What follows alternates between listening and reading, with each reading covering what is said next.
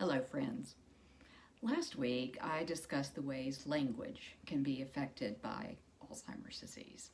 This week, I want to discuss and give you 6 best practices or tips when you are conversing with someone living with dementia. Hello, I'm Dr. Renee Harmon. I'm the author of Surfing the Waves of Alzheimer's. So my first tip underlines and undergirds all of them, and it's patience.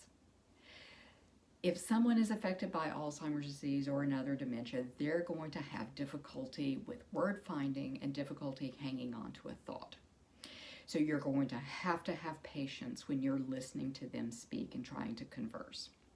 If they get hung up on a word and can't think of a word, you can offer to help them and say something like, are you trying to say balloon? And then in conversation, if they seem to lose their train of thought, you can gently guide them back by reminding them what they had just said. They also may jump around in conversation because their thoughts are scattered. Just have patience and try to roll with the flow, go with them wherever they are. But that leads me to my second tip. Don't presume to speak for them. It's very tempting to jump in and hijack a conversation if you find that they're struggling. You can ask their permission. Would you like me to answer that question for you? An example I did not ask permission, but I think it went really well. We were at a lacrosse game for one of our daughters, and a male parent of one of her teammates came up and started speaking to Harvey. And I could tell that he was having difficulty with this. So I just gently inserted myself into the conversation. And I don't think the parent ever knew anything was going on. But when he left, Harvey turned to me with great relief in his eyes and said, "Thank you." So that leads me to my third tip, and that is prepare for the conversation. Minimize distraction. So part of the problem at the lacrosse game might have been the distraction of all the noise and commotion that was going on. So when you're trying to converse with someone who is living with Alzheimer's disease, minimize your distraction. Also, approach the person one-on-one, face-to-face, and at eye level. One-on-one, because it would be very difficult for them to have a 3-way or a 4-way conversation, right?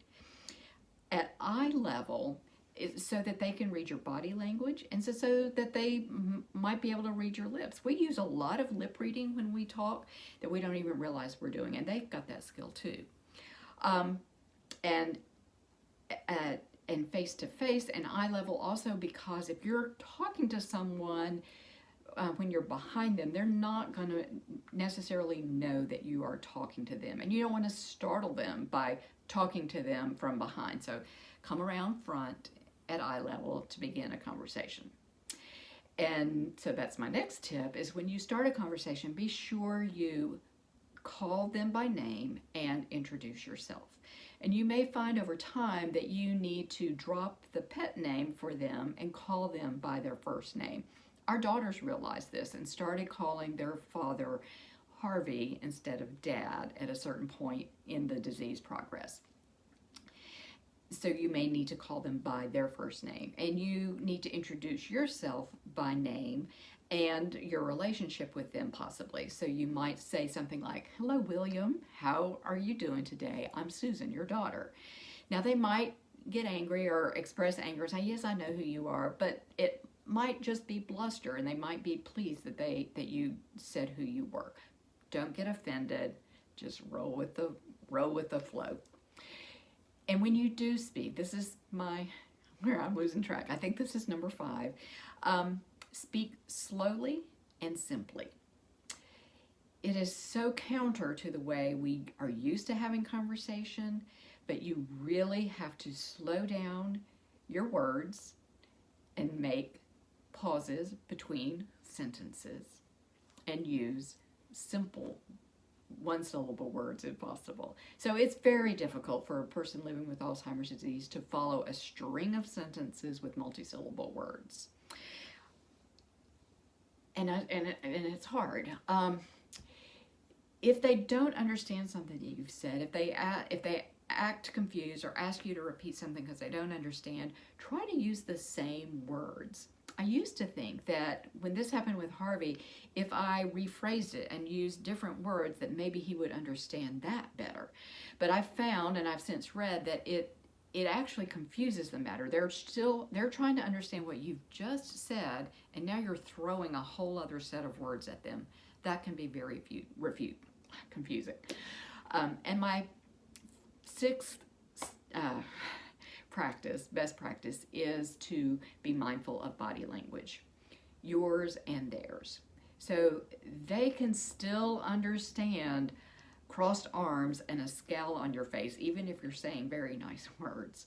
Same way, if you are smiling with your eyes, holding their hand, or placing a gentle hand on their shoulder, they can understand that a whole lot better than a sincerely expressed sentiment. And be mindful of their body language. If they appear tired or sad or angry, just take a break from the interaction. And later on, when they are unable to converse at all, just know that they are getting something out of your relationship, even if you're doing all the talking, as long as you are there, present with them, and with a gentle, loving touch. And again, undergirding all of that is patience and reassurance and love and support. Be well and keep your balance.